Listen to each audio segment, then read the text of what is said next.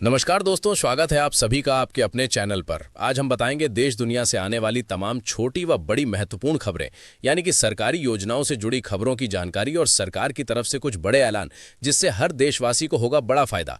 अगर आप सभी गरीब, किसान, मजदूर, महिला, युवा, बेरोजगार हैं तो ये खबर बेहद महत्वपूर्ण है। इसलिए वीडियो को पूरा जरूर देखें, क्योंकि देश के प्रधानमंत्री माननीय नरेंद्र मोदी जी ने कर दी है बड़ी घोषणा, जिससे आप सभी होगा बड़ा फायदा। इसीलिए इस खबर को अंत तक जरूर देखिएगा और वीडियो को लाइक करें, चैनल को सब्सक्राइब करके बेल आइकन जरूर दबा लें, ताकि ऐसी ही खबर आप तक सबसे पहले पहुंचे। और आप सभी ये वीडियो कहां से देख रहे हैं, कमेंट बॉक्स में जरूर बताएं। देखते हैं पहली बड़ी खबर, जहां अगर आप प्रधानमंत्री किसान सम्मान निधि की 22वीं किस्त का इंतजार कर रहे हैं तो ये खबर सीधे आपके 2000 रुपए से जुड़ी है। इस समय सबसे बड़ा सवाल यही है, 22वीं किस्त कब आएगी और क्या सभी किसानों को एक साथ मिलेगी या फिर कुछ लोगों की किस्त अटक सकती है। सरकार हर किस्त जारी करने से पहले पूरे देश के किसानों का डेटा दोबारा मिलाती है। अब प्रक्रिया पहले से ज्यादा सख्त हो चुकी है।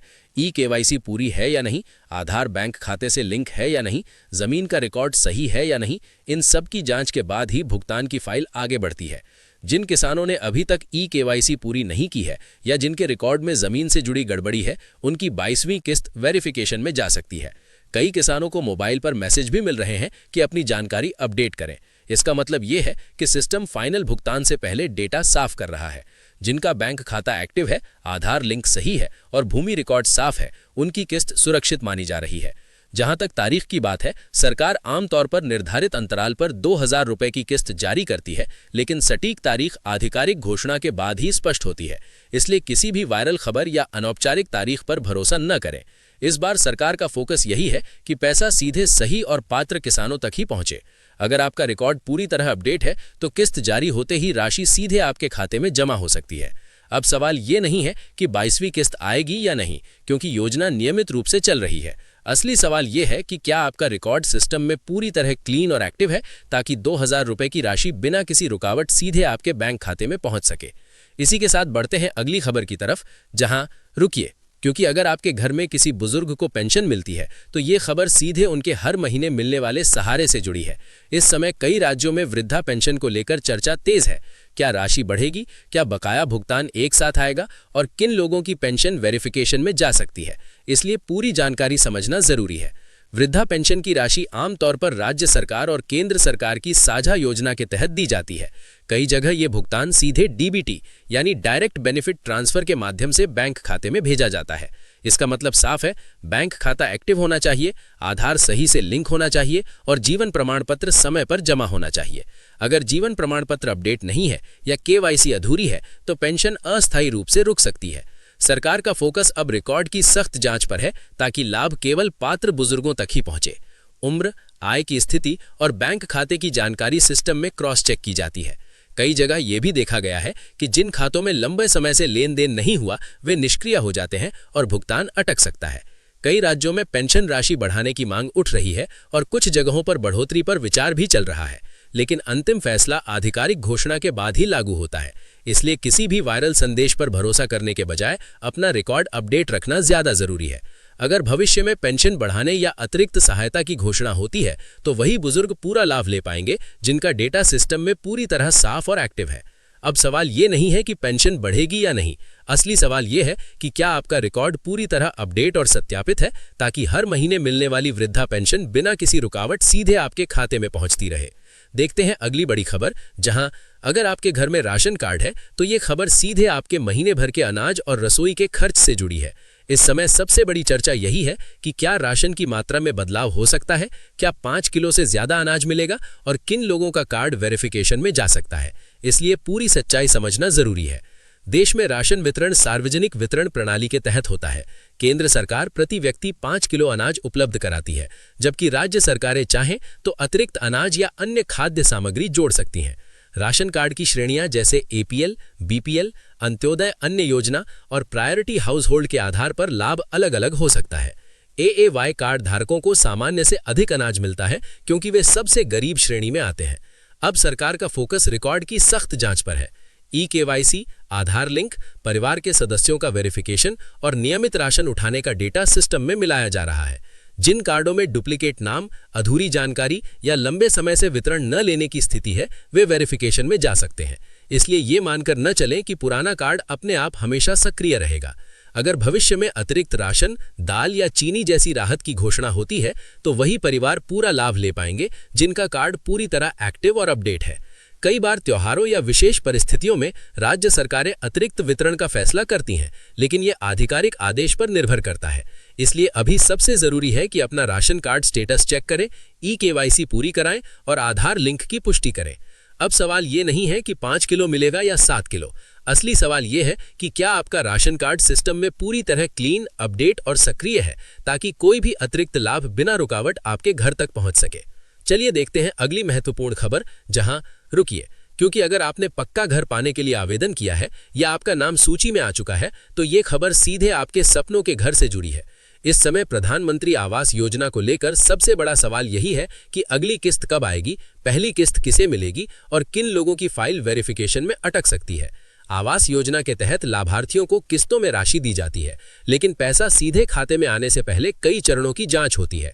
आधार लिंक, बैंक खाता एक्टिव होना, जमीन का वैध रिकॉर्ड, पात्रता की पुष्टि और जियो टैग फोटो, ये सब सिस्टम में मिलाया जाता है।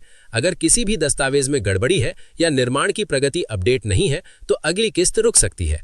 कई लोग सोचते हैं कि लिस्ट में नाम आ गया मतलब पैसा तुरंत आ जाएगा, लेकिन असल में हर किस्त निर्माण की स्थिति पर निर्भर करती है। पहली किस्त आमतौर पर निर्माण शुरू करने के लिए दी जाती है, दूसरी और तीसरी किस्त प्रगति के आधार पर जारी होती हैं। सरकार अब फर्जी लाभार्थियों को हटाने और सही पात्र परिवारों तक ही पैसा पहुंचाने पर सख्त हो चुकी है। कई राज्यों में नए सर्वे की भी प्रक्रिया चल रही है, ताकि जिनके पास अभी भी कच्चा घर है और पहले सूची में शामिल नहीं हो पाए थे उन्हें जोड़ा जा सके। लेकिन इसके लिए भी पात्रता और दस्तावेज पूरी तरह सही होना जरूरी है। अगर आपका बैंक खाता निष्क्रिय है, आधार लिंक में समस्या है या जमीन से जुड़े कागज स्पष्ट नहीं है तो आपकी फाइल वेरिफिकेशन में जा सकती है। इसलिए पंचायत या संबंधित पोर्टल पर अपना स्टेटस जरूर चेक करें।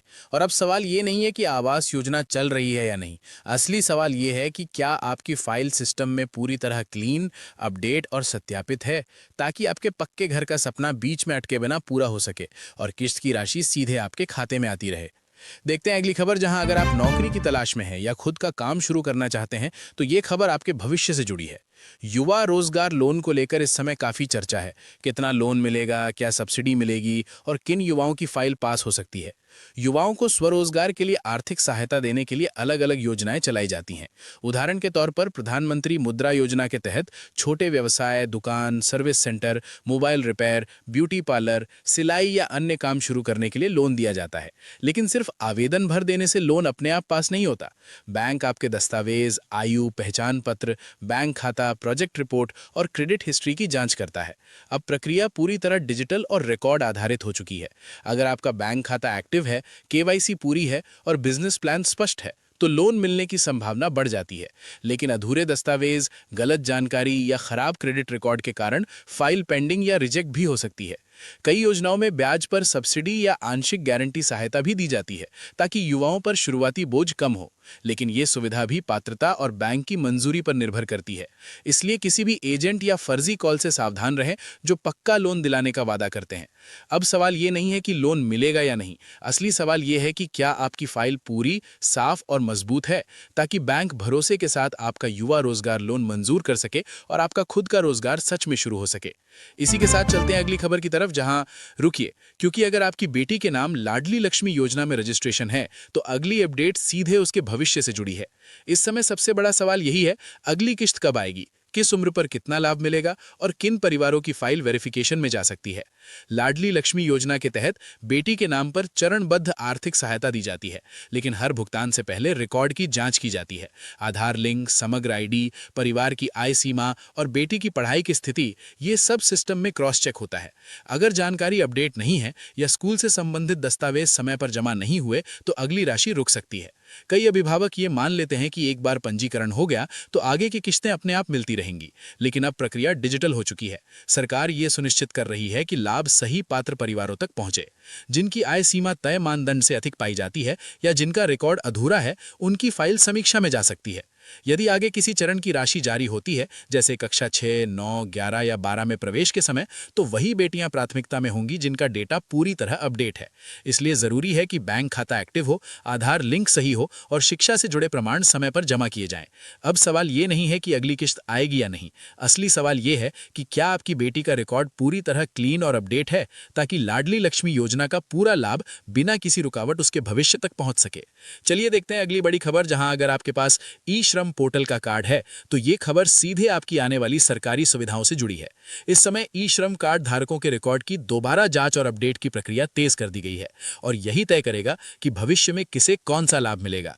ई श्रम कार्ड असंगठित क्षेत्र के मजदूरों का राष्ट्रीय डेटाबेस है, जैसे मजदूर, रिक्शा चालक, घरेलू कामगार, निर्माण श्रमिक, खेतीहर मजदूर, रेहड़ी पटरी वाले और छोटे काम करने वाले लोग। इस कार्ड के जरिए सरकार भविष्य में बीमा, दुर्घटना